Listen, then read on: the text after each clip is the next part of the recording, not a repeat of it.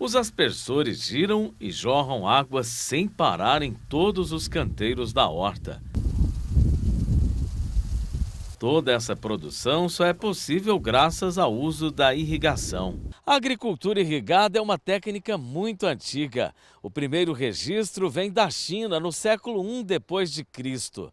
Na época, potes de argila com furos eram colocados perto das raízes e liberavam pequenas quantidades de água. Hoje em dia, a procura pela irrigação é cada vez maior, devido à necessidade de produção de alimentos e ainda por causa da escassez da água em várias regiões do planeta. A fim de tornar mais eficiente a produção de hortaliças, uma pesquisa está sendo conduzida pela UFGD, Universidade Federal da Grande Dourados, sobre o sistema de cotejamento. O levantamento busca avaliar o custo-benefício e o número mais adequado de linhas em canteiros de hortas para a região, nessa unidade demonstrativa e experimental da Embrapa Agropecuária Oeste. Estamos trabalhando com canteiros com 3 linhas, canteiro com 2 linhas. E também a questão da cobertura do canteiro.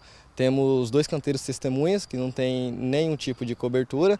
Temos canteiros com cobertura morta, que são palha, casca de arroz. Nesse caso, a gente está avaliando para a região aqui de Dourados. Estamos com um canteiro com 3 linhas e com 2 linhas, variando os mesmos canteiros com coberturas diferentes. A pesquisa também avalia a incidência de infestação de plantas invasoras nos canteiros. Os canteiros que estão sem cobertura nenhuma são os mais infestados por essa atividade. E os canteiros com cobertura morta também, exceto nos mulches, que são as lonas. O professor Luciano é o coordenador da pesquisa.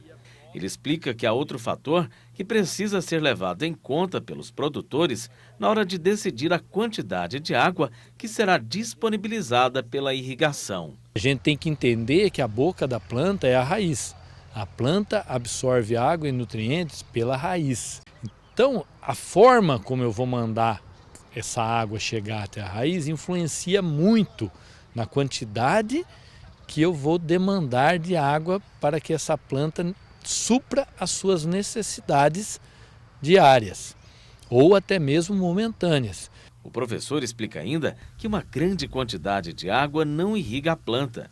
Ao contrário, ocorre o encharcamento do solo e isso pode trazer consequências. O excesso de água ele é muito mais prejudicial do que a falta.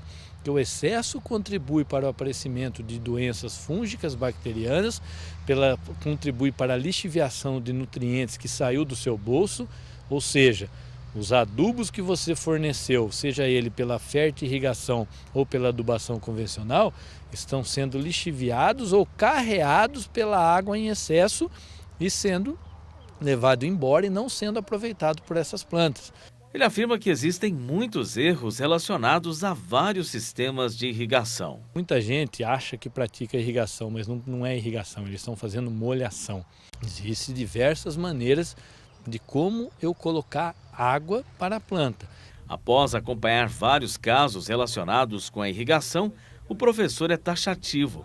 Falta manejo adequado. Não é porque o produtor não quer fazer, porque ele não tem o conhecimento, não chega até ele a tecnologia, a informação de como fazer da forma correta o manejo, ou seja, a aplicação adequada da lâmina correta de irrigação.